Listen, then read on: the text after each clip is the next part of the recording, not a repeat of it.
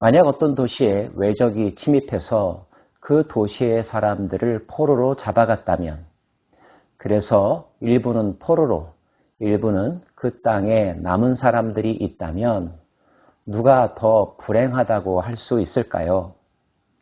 언뜻 보면 포로로 끌려간 사람들이 더 불행하다라고 말할 수 있을 것입니다. 하지만 남아있는 자들이 끌려간 사람들에 대하여 안 됐다, 불쌍하다라고 하는 걱정의 차원을 넘어서서 우리는 죄가 없고 저들은 죄가 더 많아서 그렇다라고 생각한다면 그 생각은 옳을까요? 10장에 이어서 하나님의 영광이 떠나는 장면을 좀 더 살펴볼까요? 그때 주의 영이 나를 들어올려서 여호와의 전 동문 곧 동향한 문에 이르시기로 보니 그 문에 사람이 25명이 있는데 내가 그 중에서 아수리의 아들 야하사냐와 분하의 아들 볼라데아를 보았으니 그들은 백성의 고관이라. 여기서 등장하는 25명은 8장에 등장하는 25명과는 다른 사람들입니다. 특별히 그 땅의 지도자들, 고관들이라고 해석함이 옳을 듯한데요. 그들은 하나님께 어떻게 평가받는 사람들이었을까요? 그가 내게 이르시되 인자야, 이 사람들은 불의를 품고 이 성중에서 악한 꾀를 꾸미는 자니라. 지도자의 자리에 있었지만 그 마음이 악한 자들, 불의와 폭력을 행하는 자들, 심지어 자기 백성들을 괴롭히고 칼로 해하려 했던 자들입니다. 그들은 똑같이 나라가 망해가는 상황 가운데 있었음에도 불구하고 왜 그런 행동을 하는 것일까요? 그들의 마음속 생각은 어떤 것이었을까요? 그들의 말이 집 건축할 때가 가깝지 아니한즉 이 성읍은 가마가 되고 우리는 고기가 된다 하나니. 가마와 고기라는 단어가 나옵니다. 좀 더 깊은 이해가 필요한데요. 7절과 11절 말씀을 병행해서 해석해야 합니다. 여기서 가마라고 하는 것은 보호막이라고 하는 의미로 이해하셔야 되고요. 고기란 그 보호막 아래에서 안전하게 거하는 존재를 상징하는 것으로 이해해야 합니다. 다시 말하면 그들은 우리는 예루살렘 성 안에 있으니 이 성이 우리를 보호해 줄 것이다. 우리는 안전할 것이다. 이렇게 생각하고 있었다는 뜻입니다. 그런데 하나님은 에스겔을 통하여서 그들에게 그들의 생각이 잘못임을 지적해 주라고 하십니다. 내가 너희들의 속마음을 다 꿰뚫어 보고 있다라고 말씀하시면서 너희가 이 성읍에서 많이 죽여 그 거리를 시체로 채웠도다. 그들이 악행을 저질러서 많은 사람들을 괴롭히고 해하였다는 뜻입니다. 그러므로 주 여호와께서 이같이 말씀하셨느니라. 이 성읍 중에서 너희가 죽인 시체는 그 고기요, 이 성읍은 그 가마인데 너희는 그 가운데서 끌려 나오리라. 너희들이 죽인 그 시체들이 오히려 가마솥의 고기라는 것입니다. 그들이 고기를 어떻게 이해했다고 그랬습니까? 안전하게 거하는 자들, 보호받는 자들이라고 이해한다고 했죠. 너희들이 죽인 그들이 오히려 안전한 자들이고 복 있는 자들이라는 뜻입니다. 나 주 여호와가 말하노라. 너희가 칼을 두려워하니 내가 칼로 너희에게 이르게 하고 너희를 그 성읍 가운데서 이끌어내어 타국인의 손에 넘겨 너희에게 벌을 내리리니 너희가 칼에 엎드러질 것이라. 내가 이스라엘 변경에서 너희를 심판하리니 너희는 내가 여호와인 줄 알리라. 그 성읍에서 쫓겨나게 될 것이고 이스라엘 변경에서, 즉 이스라엘 땅, 예루살렘 땅 바깥에서 오히려 죽임 당할 거라는 것입니다. 이 성읍은 너희 가마가 되지 아니하고 너희는 그 가운데 고기가 되지 아니할지라. 이 성읍이 너희에게 보호막이 되지 못한다는 거죠. 결과적으로는 성읍도 무너지고 너희들도 결국 죽임 당할 거라는 거죠. 그렇게 하는 이유는 반복하여 나오는 표현이죠. 너희가 여호와의 말씀, 즉 나의 규례를 지키지 아니하였기 때문이다. 정통적으로 이스라엘의 종교 지도자들은 예루살렘은 거룩한 도시이며 하나님이 지켜주시는 철옹성이라고 생각을 했습니다.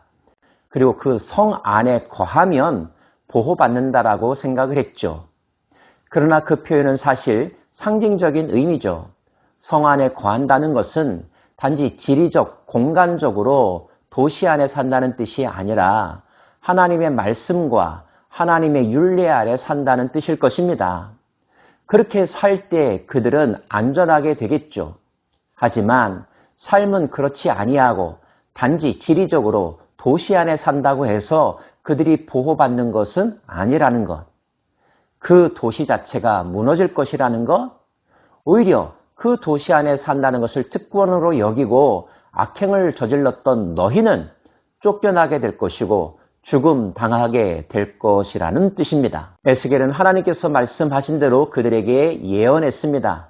물론 이 모든 것은 환상 가운데 이루어지고 있는 행위들입니다.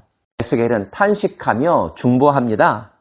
오호라 주 여호와여, 이스라엘의 남은 자를 다 멸절하고자 하시나이까. 여기서 남은 자라고 하는 것은 이스라엘 예루살렘 성에 남아있는 잔류자들을 의미하는 것입니다. 하나님, 정말 예루살렘 성이 무너지고 그 땅에 거하는 잔류자들도 다 죽임당한다는 말입니까? 하는 뜻입니다. 결국 이 모든 환상의 내용은 하나님께서 그 영광을 거두시면 그 어느 곳도 안전한 곳은 없다는 것입니다. 펜타곤이 안전할 수 없듯이, 지하 벙커가 안전할 수 없듯이 하나님께서 지켜주지 아니하시면 어떠한 요새도 순식간에 무너지게 된다는 거죠. 중요한 것은 어디에서 사느냐 보다 어떻게 살아가느냐 하는 것일 겁니다. 전쟁터에서 또는 거리에서 거지처럼 살아도 그의 마음 가운데 하나님을 경외하는 마음, 하나님의 사랑받는 자로서의 아이덴티티와 하나님을 예배하는 마음을 가지고 살아가는 이들이 있는가 하면 화려한 집에서 경원들에 둘러싸여 산다 할지라도 그의 마음과 삶의 태도가 하나님으로부터 벗어나 있다면 그것은 결코 안전할 수 없다는 것입니다.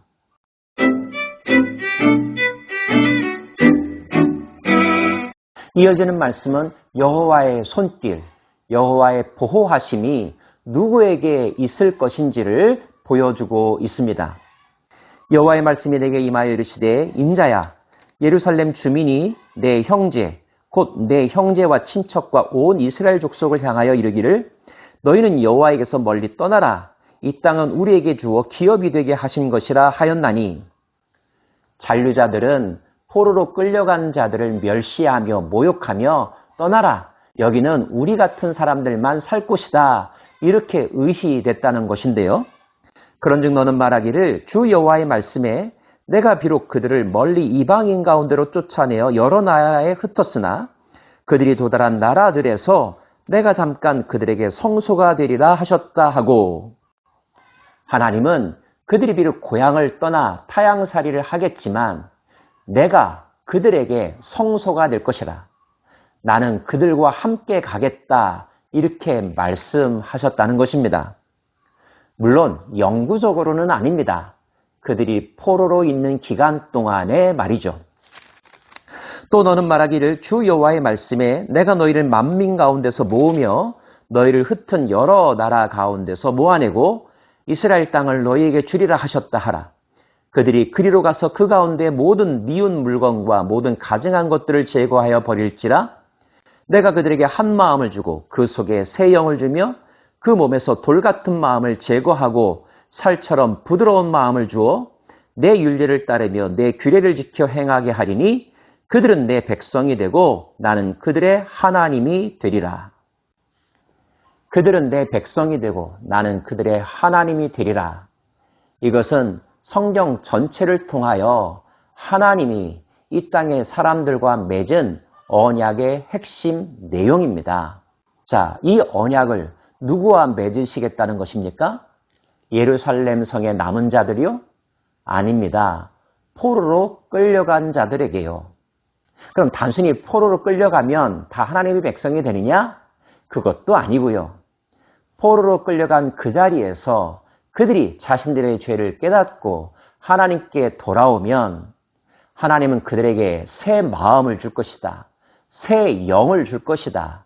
그들을 새롭게 태어나게 할 것이다.